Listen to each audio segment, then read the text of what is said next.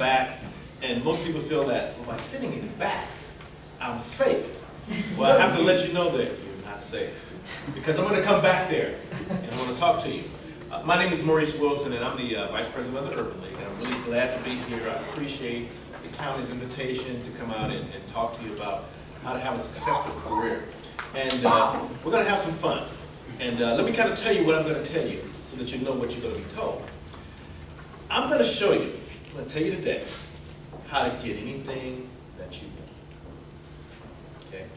Let me say that again, because I saw a few looks of disbelief on your faces.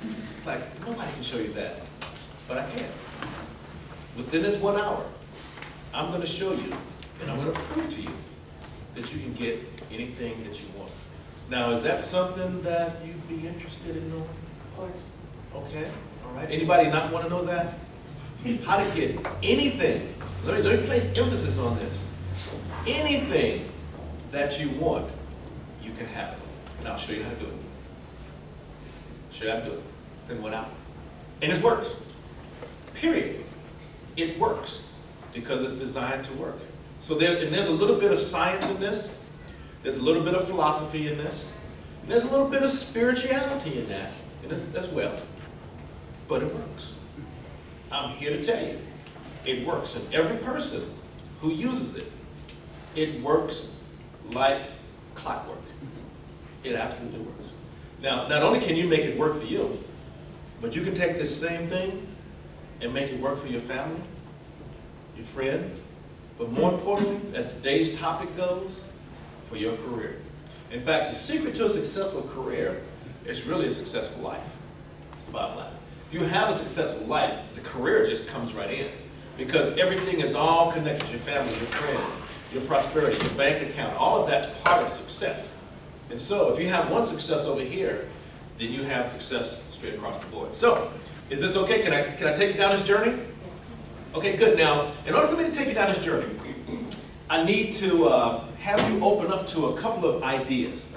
And as I'm talking, and as you're listening to me, try not to reject some of the things that I say. It's natural for us to do that. Okay? It's natural for somebody to introduce a new concept and for you to automatically push it back. Because I've been conditioned to think this way, and that's not how I see life, and you're introducing something new to me that, no, I don't believe it.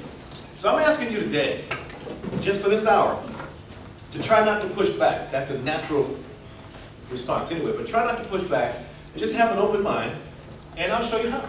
I'll explain it to you. So let me take you down this journey, and let's talk about you. Okay, let's talk about you. And let's talk about us. And we're going to talk about the universe also. In fact, I can't talk about you unless I talk about the universe. Okay? And because we're part of the universe. So let's talk about the universe. I want to ask you a couple of questions, find out what you think. Do you believe that the universe exists? Does the universe exist? Okay? Is there anyone in here who does not believe that the universe exists?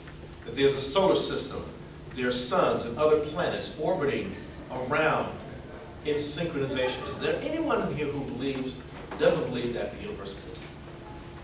Okay, so we're all on the same page so far. Everybody believes the universe exists. And in order for the universe to exist, it has to operate perfectly. Anybody disagree with that? In order for the universe to exist and to survive and do what it's doing, it has to operate perfectly. In fact, let me give you a case in point. A bunch of years ago, we put a man on the moon. You remember that? With pinpoint accuracy. We calculated the time that shuttle would take off to the time that it landed on the moon, and we calculated that with pinpoint accuracy. Y'all know that? Remember that happened? That's part of history. The only way that can happen is that you have to have a perfect universe. And you got to be able to make calculations, mathematical formulas. You know, you have to be able to say, this is going to happen because that happened, because this happened, because that happened, because they're all in synchronization. Everybody agree? Okay, so that was a perfect launch, a perfect landing in the whole 9 yards. But in order for that perfect thing to happen, the universe itself had to be perfect. math had to be perfect. There had to be certain expectations, causes and effects, things that happen that you got to say, if you do this, that's going to happen. The universe has to be perfect. And we've proven that. In fact, if you take an item or something like that, again, let's do a little demonstration here about the universe. Taking this item right here, if I drop it, what's going to happen? It's going to fall. Why? Gravity. And why is there gravity? Can you calculate gravity? And the answer is yes. So now if I drop it, it just fell perfectly. In fact, if I just keep doing this over and over again, perfectly, it's going to work in the universe, because that's the way the universe is. Everybody agree? Now, the lighter it is, it may fall a little slower, but it'll fall. Or the heavier it is, it may fall faster. But no matter what, the universe says that's the way it is. Okay? Everybody just kind of take a deep breath. Just breathe some air in. Hold it for a second and let it out. So breathe some air in, hold it for a second, and let it out. Was that not a perfect exchange of air? Was that perfect? I mean, that's the universe working. Absolutely perfect. You breathe in air, perfect air, the right mixture of air and oxygen, and you exhaled. Now, actually, when you exhaled, you didn't really exhale air per se. You exhaled carbon dioxide.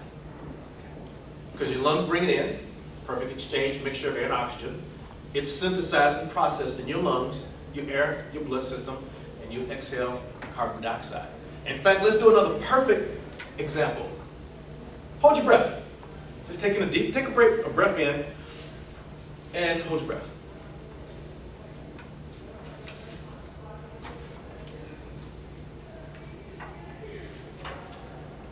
Just keep holding. Just keep holding.